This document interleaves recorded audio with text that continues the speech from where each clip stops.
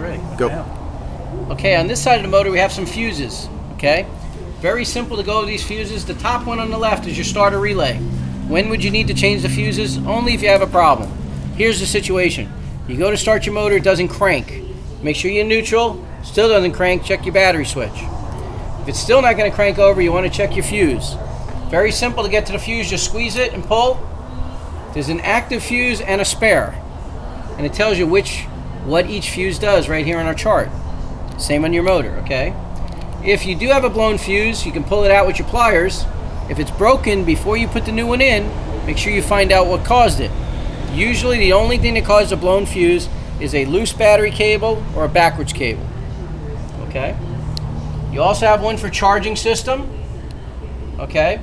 Both of these. Now let's say the motor runs, the motor cranks, but it doesn't want to start. Well, there's a tan one right here that's for the fuel pump. And it tells you tan 5 amp for the fuel pump. Motor cranks, but it's not getting any fuel pressure. Okay? That's another fuse, and it also has a spare. Okay, you pull it out, and there's a 5 amp plus a spare. Okay? Okay. Also, there's a rectifier regulator fuse on the side. Main trim switch is yellow. Ignition or engine unit and ignition coils. Check your fuses if you have a problem offshore before you call for any problems. Okay? Okay. 3 intakes on each side. There's an electric fuel pump.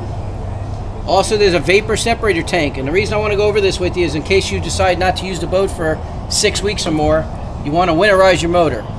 How do you winterize it? Very simple. Make sure you put fuel conditioner in your gas. Run it so it gets in here.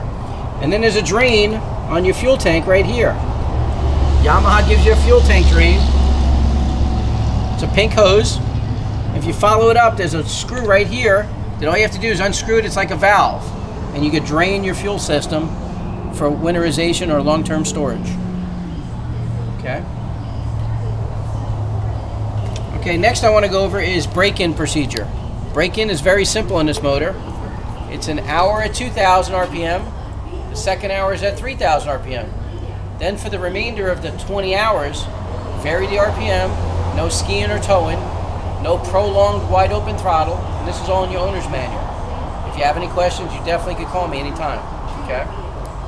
That's on break-in, okay? Now on warranty, top to bottom, everything's covered under warranty for 3 full years. If you got the extended, it'll be 6 years, except these items, okay? Oil changes and filters, fuel filters, bad gas. Those are items they don't cover. Water pump, okay, it won't be covered. If you run it dry for 6 seconds, the water pump won't be covered. It'll melt the impeller. Gear lube's not covered or prop damage. Other than that, everything's covered. Block, pistons, crank, ignition, electrical, trim and tilt, gear set, you're in good shape. Okay. So that's break-in. That's also warranty. Went over fuel systems, cooling systems, drive, the gear lube, power trim and tilt. Everything else I wanted to go over is starting procedure. When you go to start your motor up, turn the key on. Make sure you pump up the gas first in the morning. You got to fill up this vapor tank or else you'll wear out the pump. Okay, so pump up the gas first time in the morning, start the motor up. You can stop and start 20 times during the day. It's just the first time you need to pump the ball up. Okay? Just first start the motor up, turn the key on, wait a few seconds, it'll energize the fuel rail, and then get and twist the key, it'll fire up. Let it warm up, get and go boating. Okay?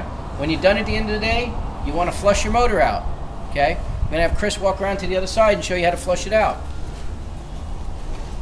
When you flush your motor out, there's a flushing attachment right here. This is meant not to run the motor. Okay? You hook your garden hose up to this. Hook your water on. Trim your motor all the way up.